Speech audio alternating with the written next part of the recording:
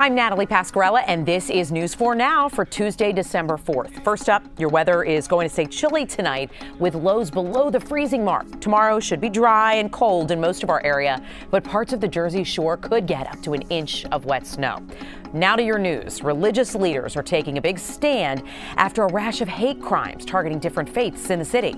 There have been at least a dozen cases since October, from physical violence to vandalism. The latest happened this week. A man knocked over religious statues outside of a Catholic church in Williamsburg. The NYPD says hate crimes are up this year citywide. We respond to hatred, not with aggression, but we respond purely in love. And that's what's going to change this. And sometimes you have to continue to love even as you're continually be hated. At the U.S. Capitol, people from all walks of life are paying their respects to the 41st President of the United States. In perhaps the most poignant moment of the day, 95-year-old Bob Dole was helped up from his wheelchair to offer a final salute to George H.W. Bush. The former president's service dog, Sully, also made a visit. Outside, Americans stood in line for more than an hour to see the president's flag-draped casket. A funeral service will be held tomorrow at the National Cathedral. Yeah, I think he's the last of an era, really. Police are hoping you can help them find the man behind a brutal attack and robbery in the Bronx. Watch the guy there in the red coat. You see him punching another man over and over again along 183rd Street. Police say it happened around 3 a.m. Sunday morning in the University Heights section. It's not clear what the suspect stole, but the victim is now in a coma.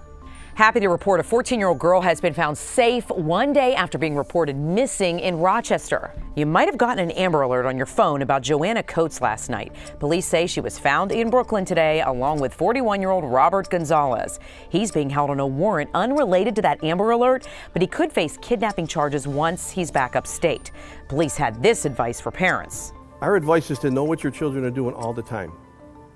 Keep an eye on them, know where they are, know who they're with, know who they're talking to, whether it be social media, in person, know where they go and know what they do. And finally, Kanye West is taking heat for using his phone during the opening night of the Cher show.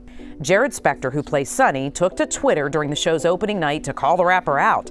He told West in part, "If you look up from your cell phone, you'll see we're doing a show here." Kanye responded to the tweet with an apology and called the show a masterpiece. West's wife, Kim Kardashian West, is a huge Cher fan. That's all for News 4 Now. Keep watching, though, for a full report on the increase in attacks targeting houses of worship. For now, I'm Natalie Pasquarella. Thanks for watching. Well, Natalie, those local leaders, they are all banding together tonight. In fact, they've raised so much money to help replace the statues that were damaged here at this Catholic church behind me. But the church leaders here, they say they want to donate that money to other groups in Brooklyn who need the money more. At this time, though, they're all banding together. They're wondering why this is happening and who's doing it. We are seeing normalization of hate in our society, and it cannot continue. Religious leaders of all faiths standing shoulder to shoulder to say enough is enough. Just days ago, vandals caught on security cameras smashing statues at Our Lady of Consolation Roman Catholic Church. It's the 6th time in 8 years this church, whose parishioners include many Polish immigrants, has been damaged. The breaking of a statue is really a metaphor for the other fracturing that's taking place in society. The city has seen an uptick in hate crimes. NYPD officials say as of early November, there have been more than 300 reports of hate crimes. 12 more incidents than 2017. From offices defaced with swastikas and slurs to innocent victims beaten for their faith. This map shows more than a dozen hate crimes News 4 has reported on in just the past 3 months. Borough President Eric Adams says everyone has a duty to speak out against hate. When the Catholic Church is damaged, it should not be someone of the Christian faith to replace it. The goal, this group says, is to replace hate and fear with love and understanding. You see the Hanukkah menorah here? There's one light that's a little bit higher than all the others.